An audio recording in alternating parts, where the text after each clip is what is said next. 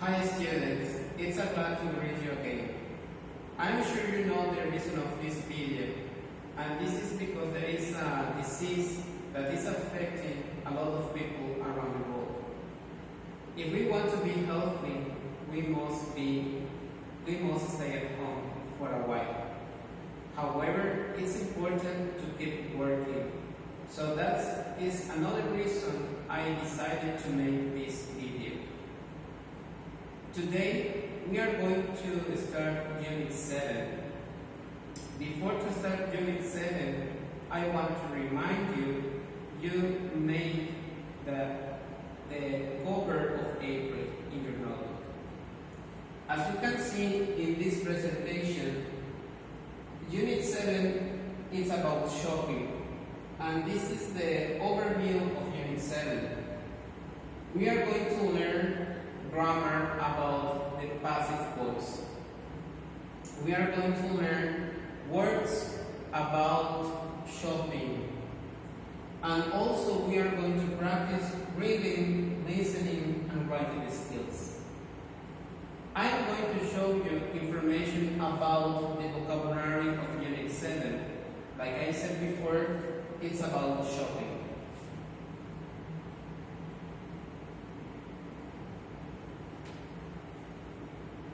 These two words, store and shop, they are synonyms. They have the same meaning, but sometimes we can use them in different forms. As you can see in this presentation, the information says that in American English, a store is used to refer a place where you can buy things. Normal, regular, or the common stores. Shop is used to refer to a small place that sells only one type of goods.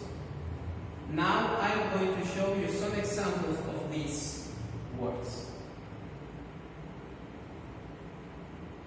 For example, with the word store, we can find clothing store, shoe store, drugstore, and bookstore.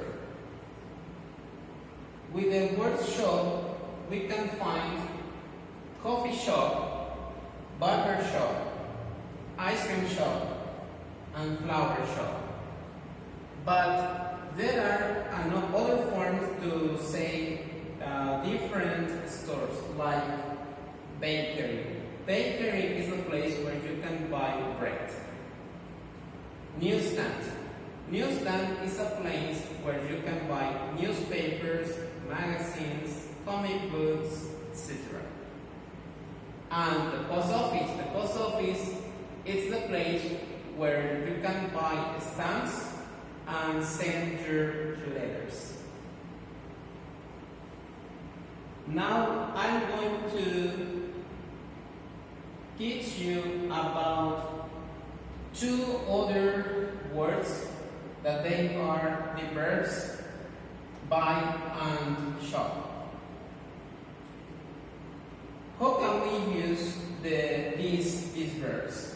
The verb buy, we can use this verb, the verb buy, when we have to say a noun. Okay? For example, a noun is the object or thing that we are buying. Example, I bought a new shirt. In this sentence, I use the verb buy in the past form. I bought a new shirt. I have to name the noun in this sentence. The noun or the object or thing that I bought is a shirt, a new shirt. What happened with the verb shop? It's something similar. Shop refers the activity of looking for things to buy. Example, I go shopping for a pair of shoes. As you can see, there is a little difference between these two verbs. Sometimes we can use the verb shop just to refer the activity of going shopping. Okay? For example, I can go to a shopping mall for shopping. Okay? And the verb buy is when I say that the action that I get something. Okay? I have to pay for something.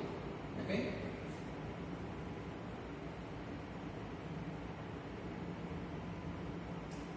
Now I'm going to show you some useful phrases that we can use when we learn vocabulary about shopping. For example, go window shopping. This phrase means that you go to a place, for example, a shopping mall, and you see through the window of the stores, and you only see what things are interested to buy. Okay? And also there are other useful phrases. For example, have sales. Have sales is when sometimes the stores offers some products that they have lower prices. On a special offer, it's similar to have sales because a special offer or special price means that that product has a lower price. Pick up a bargain. This is when you find a product which is very good, but it has a low price. A bargain. Bargain in Spanish means una ganga. Can afford. Can afford is when you say that you are not able to pay for a product. You don't have enough money to pay for that product. Keep your receipt is when you say that if you buy something in a store, the cashier gives you the receipt, and you have to keep your receipt, because sometimes you can have some defective products and you can get a refund. If the product doesn't work well, you can get a refund. Refund means una devolución. Okay? So now we are going to continue with other. What about stores and services in a shopping mall? What stores and services you can get in a shopping mall? We can classify these stores and services in different categories. The book mentioned that we can find, for example, electrical goods, entertainment, health and beauty, home and garden, services, sport and leisure wear. Okay? So now I'm going to show you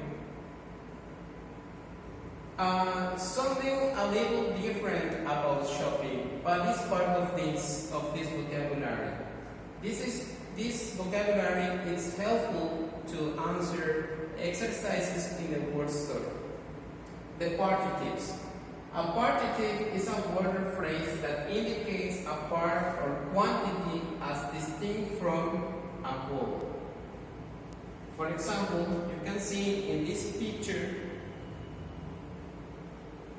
common food particles. For example, a carton of milk, a bunch of bananas, a loaf of bread, a box of cereal, a glass of milk, a can of soda, a head of lettuce, a bottle of water, a bag of groceries, a dozen of eggs, a pot of tea, a slice of bread, a jar of marmalade, a cup of coffee, a bowl of salad. All of these the common food particips. Okay? For example, I can say this is bread, okay? But when we say bread, we think the bread as a whole. But if we want to say a slice of bread or a loaf of bread, it's different because you are expressing a part of bread, a slice or a loaf of bread. Okay? We will continue.